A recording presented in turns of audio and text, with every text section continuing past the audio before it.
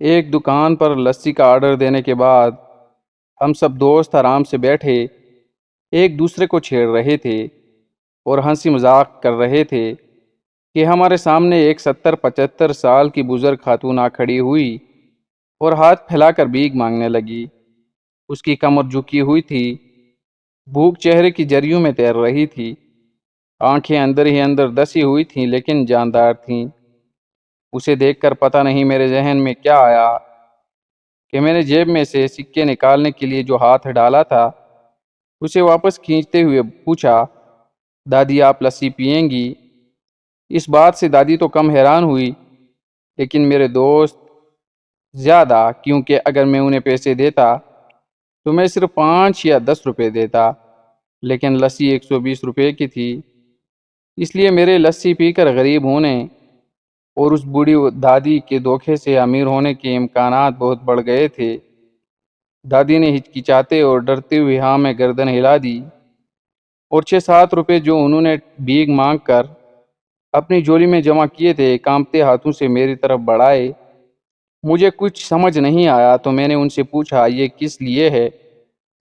اس نے کہا، بیٹا میری لسی کے دام میں یہ پیسے ملا کر چکا دینا۔ میں پہلے ہی انہیں دیکھ کر جذباتی ہو گیا تھا، جو کچھ ادھورا رہ گیا اس کی کمی اس چیز نے مکمل کر دی۔ اس غریب خاتون کی خودداری دیکھ کر میری آنکھیں نم ہو گئیں، میری آواز رند گئی۔ بھرے گلے سے میں نے دکاندار کو لسی کا گلاس لانے کو کہا۔ وہ اپنے پیسے دے کر پاس ہی زمین پر بیٹھ گئی۔ اب مجھے اپنی بے بسی کا احساس ہوا، کیونکہ وہاں موجود دکاندار، میرے دوست اور بہت سے دوسرے گاہکوں کی وجہ سے میں انہیں کرسی پر بیٹھنے کے لیے نہیں کہہ سکتا تھا۔ مجھے ڈر تھا کہ کہیں کوئی ٹھوک نہ دے، ایسا نہ ہو کہ کسی غریب بیکارن عورت کو اپنے پاس بیٹھانے پر لوگوں کو یا دکاندار کو اعتراض ہو۔ لیکن جس کرسی پر میں بیٹھا تھا وہ مجھے کاٹ رہی تھی۔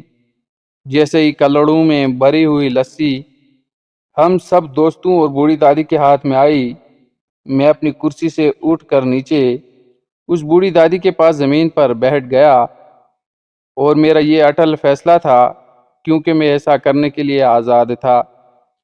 اس پر کوئی اعتراض نہیں کر سکتا تھا۔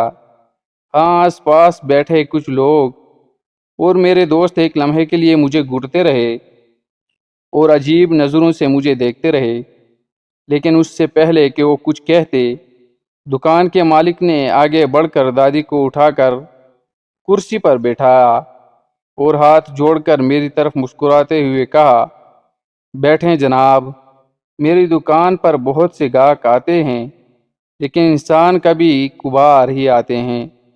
دکاندار کے کہنے پر میں اور بوڑھی دادی دونوں کرسی پر بیٹھ گئے۔